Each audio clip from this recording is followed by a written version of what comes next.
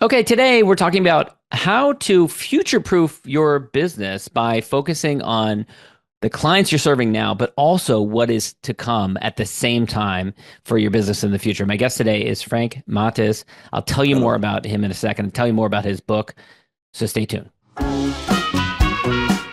Welcome to the Smart Business Revolution podcast, where we feature top entrepreneurs, business leaders, and thought leaders and ask them how they built key relationships to get where they are today. Now, let's get started with the show. All right, welcome everyone. John Corkin here. I'm the host of the show, and every week we talk to smart CEOs, founders, and entrepreneurs from all kinds of companies, and we've had Netflix and Grubhub, Redfin, Gusto, Kinko's, YPO, EO, Activation Blizzard, lots of great episodes in the archives. Go check those out.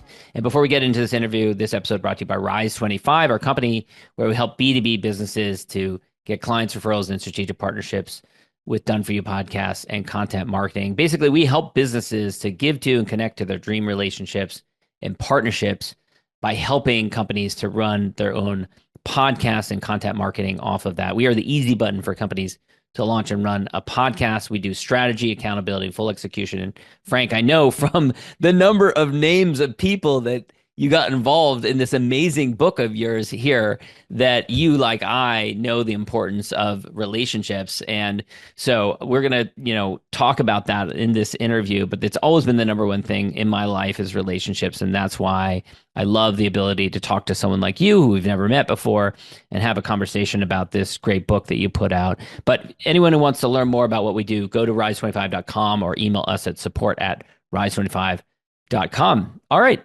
Frank, I'm so excited to have you here today. First of all, you're founder and CEO of Lean Scaleup, associate partner at Dual Innovation, and previously served as founder, CEO, and chief innovation evangelist at innovation.support.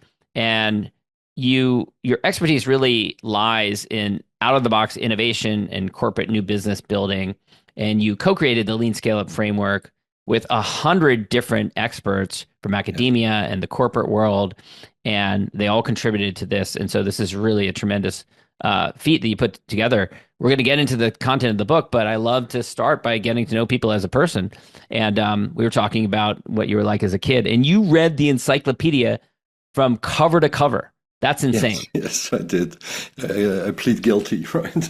Because as a kid, I was so curious, still am, I guess, right? So I learned to read very early, and so that a huge book caught my attention, and I started to read and stopped when the book was over. Wow. Wow. Yeah. I mean, I remember as a kid being jealous of other families that had encyclopedias.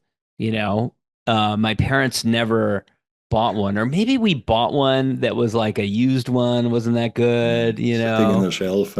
Yeah, exactly. It's amazing that, kids these days that have got access to information at their fingertips that, we struggle to get our hands on, or it wasn't as Yeah, easy to go. But yeah. so you're, had an insatiable thirst for knowledge, and you left home at 18. Oh, first of all, you grew up in a divided Germany before the fall of the wall. What was that like? Yeah, and in Western Germany, in the very, very southern part of West Germany, where Germany meets Austria and Switzerland, all right? So it's Such a beautiful beautiful country. landscape Yeah, and another beautiful landscape and even more landscape. And that's the reason gorgeous. probably why I left with 18, right? Yeah. Oh, was it too boring for you, even though it was Yes, beautiful? Yeah. kind of. I mean, not much going on. Yeah. And what was it like for you growing up in a country that was divided like that? Oh, you didn't really sense that. I mean, it's a nice part of Germany and neatly tucked away, not so much cosmopolitan. So I didn't really notice that. And Didn't the really affect people your around, life. no. It's Yeah. different than Berlin, for instance, Right. where you can feel that division right away. Right, right. I went to Berlin in Ah, 1998, about okay. 5 years or so, 6 years after the fall of the wall, and there was a Yeah, ton of construction crews yeah, at the time. Lots of construction was happening, yeah, and yeah, I actually felt that the eastern side of the city was far more interesting because it was, the western side was like London or Dublin or something yeah, like that. It was a European yeah, city. The eastern yeah. side was just something. It was a kind of like a time capsule. Exactly, and it changed rapidly, right? I guess Yeah. at that time, right? And Comparing Berlin to London makes pretty much sense. David Bowie lived for a couple of years there, as you may know, right? Yeah. So you did military service. Anything in the work that you do now, advising companies, influenced by that? No, not from the Not at all. military. No. But I also studied, and that may actually be an influence. I studied in Los Angeles as well, so I'm not just. So talk about that. Yeah, you end up at USC, University of Southern California, which we were talking about earlier. George Lucas went there. Lots of great thinkers. Talk a little bit about that influence. Yeah, I mean, connecting the dots. I mean, it's funny how life evolves, isn't it? I mean, while I was still studying in Germany, we had a guest lecture professor from, I guess it was Harvard, if I recall it, or Boston University, one of them. And he was the only one who lectured at that time in English. And we made contact along the way. And he said, Frank, you need to think bigger, right? So why don't you go to America for a couple of years? And I had this vision of California, right? California dreaming. So going to Los Angeles seemed to be the right place for me. You end up in South Central in 1987, 1988. That wasn't exactly the best part of California at that time. It was earlier, right? So I was there 88 or so, right? So I might look younger than I am, but yeah, because I mean that was the 92 riots was not that much later. Yes, and that happened right in downtown. Now it's beautiful, actually. I mean, a lot of that area, I've been there a lot. The area around USC has been cleaned up and is a very nice part of town. Yeah, I was there a year ago. I mean, I could still recognize a couple of things, but it has changed so much as well. Yeah. So this professor then must have recognized in you a natural curiosity towards innovation if he was encouraging you to come to the United States. I think it was more my thirst for learning more, for extending the skills, etc. I more or less stumbled into that innovation thing, right? So when I started my career at the beginning of the 90s, I was working for a boutique consulting agency who was involved in project management, right? It turned out, however, John, that more than 50% of the work that we did was new product development. The term innovation by itself wasn't even mainstream then. And so, I mean, as I made my career in that company, I was with the Boston Consulting Group later on. I explored different facets of what makes up innovation, and it turned out that this out-of-the-box thing, the new, caught me, say, starting in the mid-2000s in the Norton years, right? And then ever since, in these 20 years, that has been my passion. And but I discovered, and that's also the background to the book, if we may later on touch on that, there's a big problem to be solved, right? How can you integrate the short-term vision on the now and the long-term vision on what comes next, new, right? And this is an unsolved problem, and these kind of problems fascinate me. I'm a thinker, connecting the dots, I would describe myself. It's such a tension for so many companies, and there are you think of like, obviously like the mainstream companies that we know of, like the Teslas of the world or the Disneys. Disney went through a big struggle during COVID because their theme parks were shut down. They had to rapidly innovate, launch their Disney Plus platform.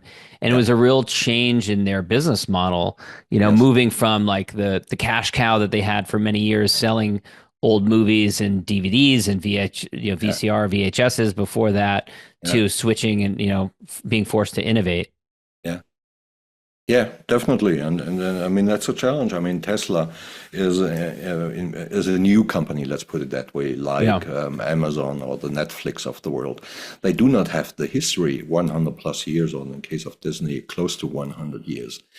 And when you explore these new things, you touch the soul of the company, right? The corporate identity, not meaning the branding stuff and the corporate colors, right? What makes up that company, and that's the hard part in making that change. So, if you take this seriously, like Disney did and successfully did in here, it's a massive transformation, not only from a business perspective, but also from a kind of transformational psychological experience. How do leaders within these companies rally a company to do something that is going to be a completely new direction and maybe even disruptive to their existing business model and their existing revenue sources? Yep. So here's an interesting story, a case study that's also elaborated in more detail than in the book. It's about the story of Kodak, but wait a second, there's more to that. Many people would say, we know the story of Kodak, right? The common narrative goes, they invented that new technology, and they actually created the first digital camera, but were too dumb, etc., to really turn the company around. That's partially true. First of all, I mean, there were three massive disruptions that Kodak had to go through.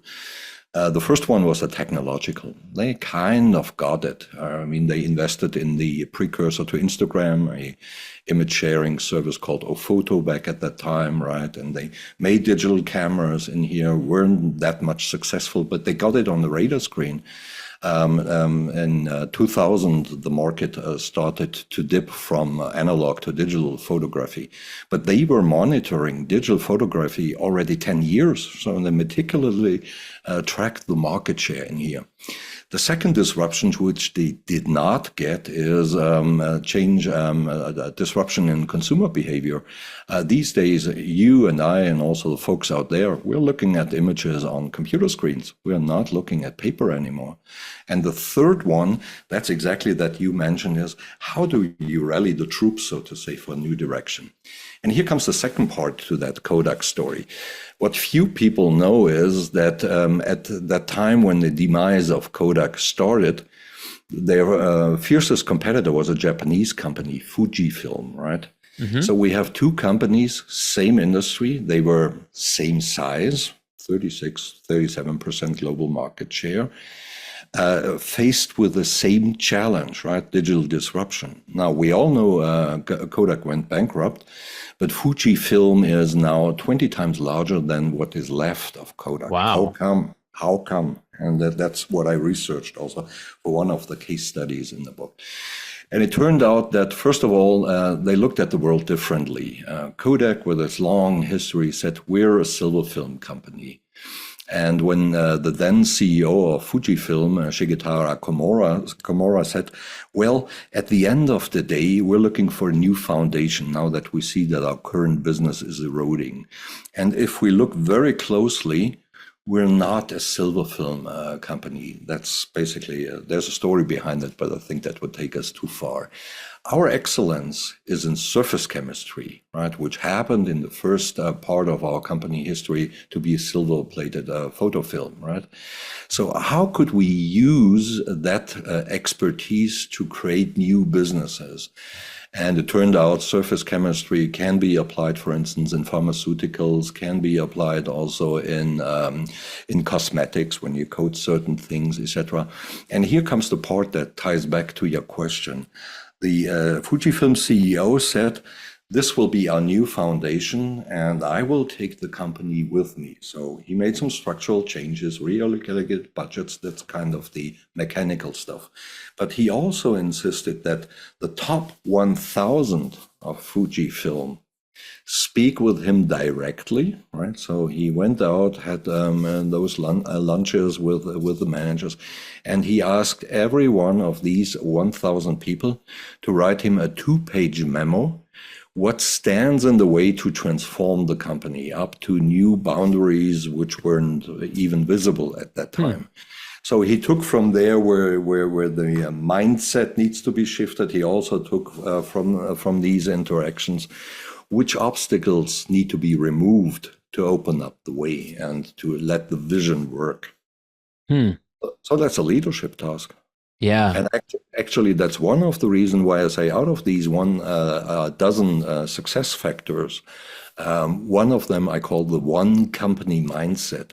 In too many companies, John, you find that the 99% of staff that works in today's business, right? They do the selling, the other guys do the procurement, the third ones recruit new people and have a clearly defined profile. Mm-hmm. The fourth do the financial accounting, you name it, etc. They see themselves and they identify themselves with the current products. Like Kodak did, we're a silver film company, or we're a machinery building company, or we're a chemical company. They don't think in solutions. They don't think in capabilities. They don't think about the customer needs, right? And understanding to think broader, and then understand that this now, with the 99% of the people and the few innovators, this is just one company looking at the world from different timelines. That's a managerial effort, and I think it's also leadership job number one, right? To win the now and to create the future. And that idea of like going and having your top people feed back to you what you think the obstacles are and maybe some ideas around it. Is that something that you see other companies doing, or is that pretty radical to do? Because it seems like a lot of companies might not take the time to do that. Yeah, it's radical, but I guess that's where I fit in the greater scheme of things. Right. So let me take an example also. I mean, I'm working with a truck company these days, right? And most of the trucks they're selling now are still gasoline powered, diesel powered, right? Yeah. But the shift to electric is coming. Yeah. So it's inevitable. So how do you make... And self-driving as well, yeah. Exactly. Yeah. So in this case, and it turns out that the customer of these electric and autonomous vehicles will be the customers of today's customers. In other words, there's a channel conflict, right? Should you circumvent your current customers, which are the dealers, truck dealers, to win these new customers? Or how do you organize for that? In that case, John, it was rather straightforward, let's put it that way, because they will get fined by the European Union for their CO2 footprint 5 years down the road, which will be so massive that they must change. But nevertheless, you need to have some, the chemists would say, activation energy to get that transformational process going.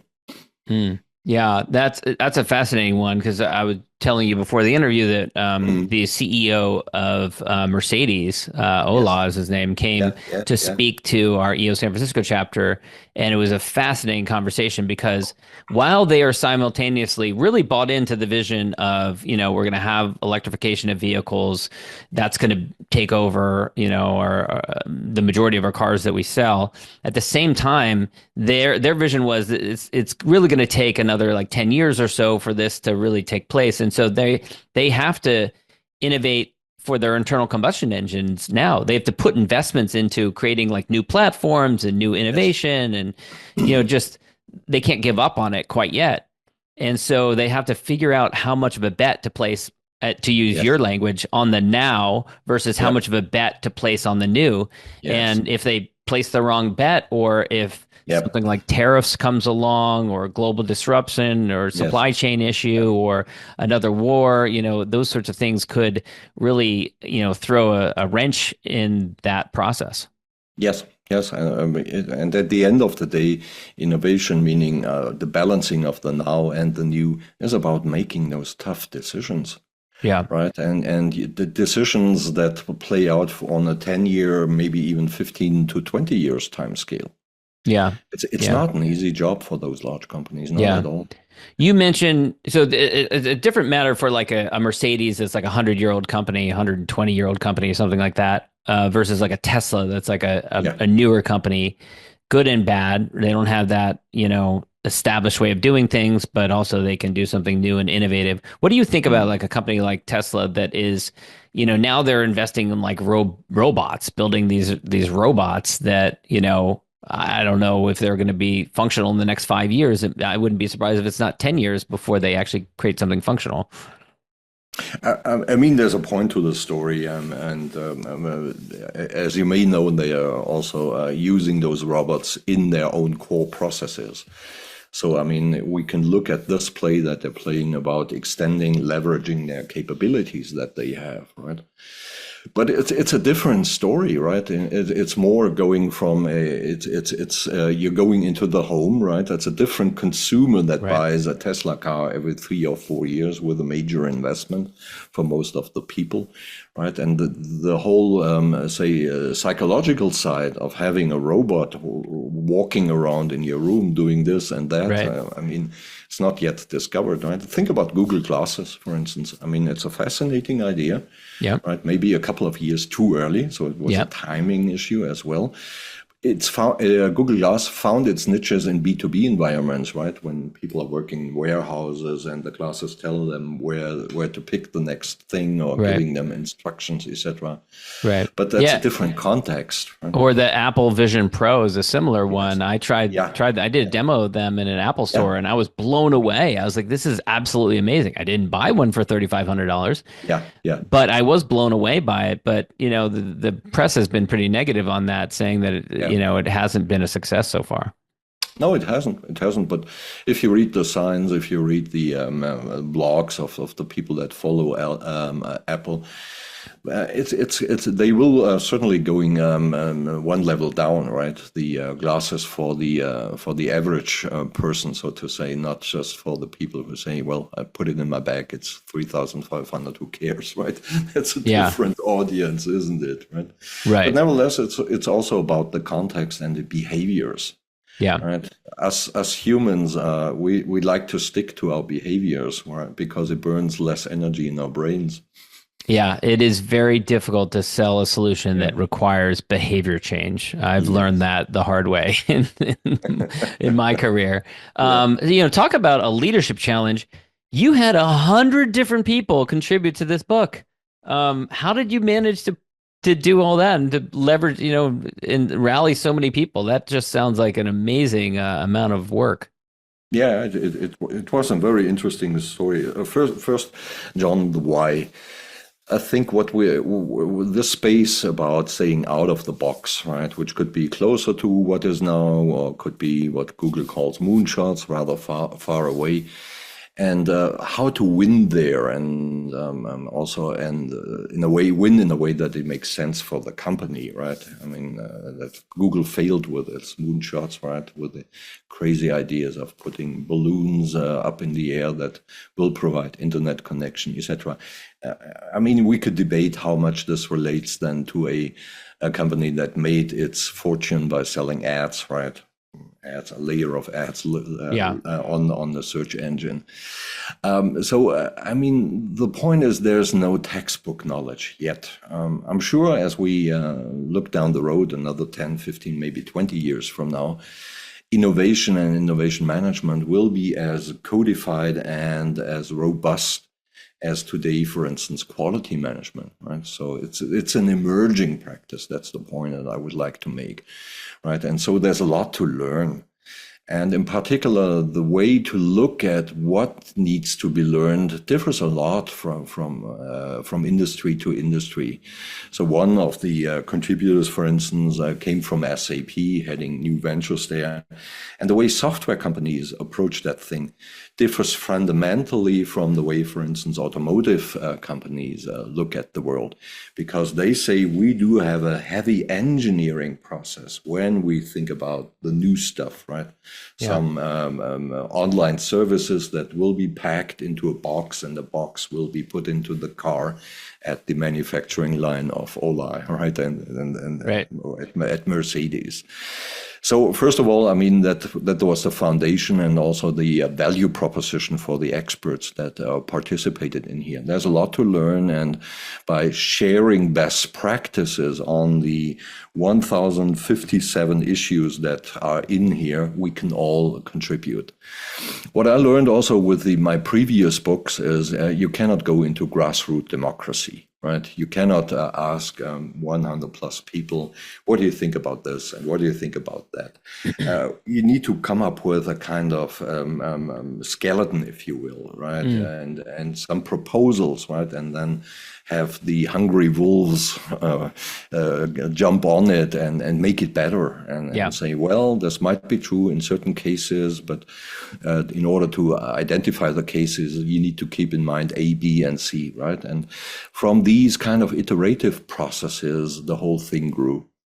I know I'm mindful of the clock because we don't have too much time left, but I want to ask about two companies before we run out of time. One is Amazon, which you write about in the book, and the other is Amadeus. So let's talk about Amazon first. Tell me, talk a little bit about their, what we have to learn about now and new from Amazon. Okay, I mean, Amazon probably is the world champion in new business building, right? Starting as an online retailer, now being one of the largest figures in the IT industry and all the other things that they're doing. I looked in the book, there was a specific question that triggered my interest. The year was 2007, right? That was 13 years after Jeff Bezos founded Amazon, and the year when the iPhone came out, right? And this iPhone also had a deep impact on Jeff Bezos, and he said the media industry will go digital. I mean, at that time, we keep in mind that was 7 years after the digital photography took over analog photography, right? We had those Napsters, etc., where music was illegally traded. We had iTunes already. So Jeff Bezos was quite clear: media will go digital. It's up to us to decide if we want to be a bystander or if we want to be a driving force in there. So the Kindle that they created in 2007, 2008 was actually a piece of hardware. Keep in mind, they were a software industry, online retailer, if you will.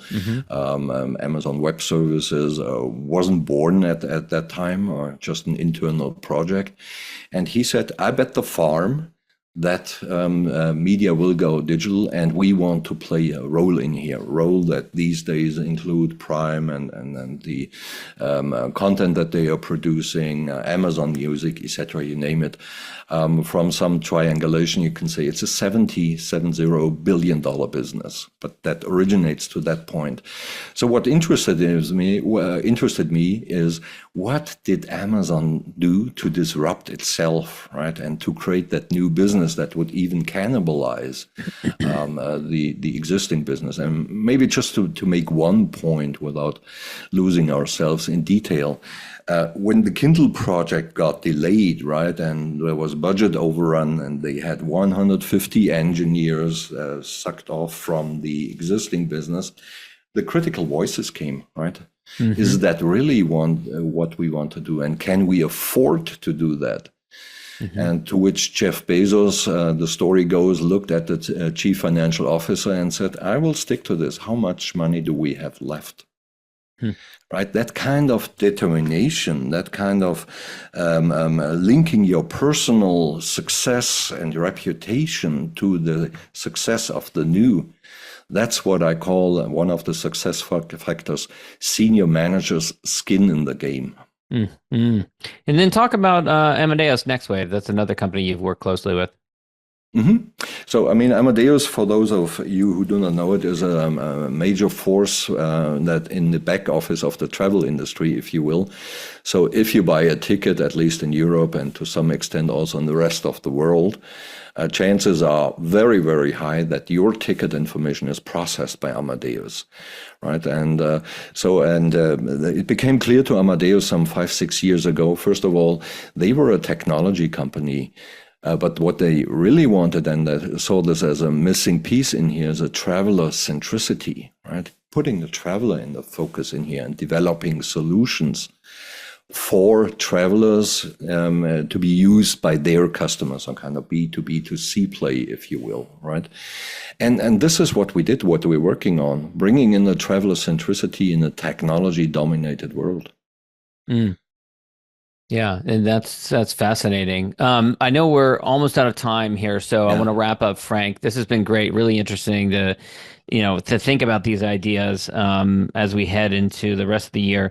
But I'm a big fan of gratitude. I'm a big fan of practicing gratitude and also giving my guests the a little bit of space at the end here to acknowledge any peers or contemporaries in particular, maybe mentors that have been there in the journey, in your career, and helping you along the way. Yeah. So in the present, it would certainly be my wife, right? She's my biggest fan and my sharpest critic, so to say. Right? And I mean, I would express my gratitude to those people just for being there, directed my life in a different direction, like this professor or one particular teacher while I was in elementary school. So thank you for that.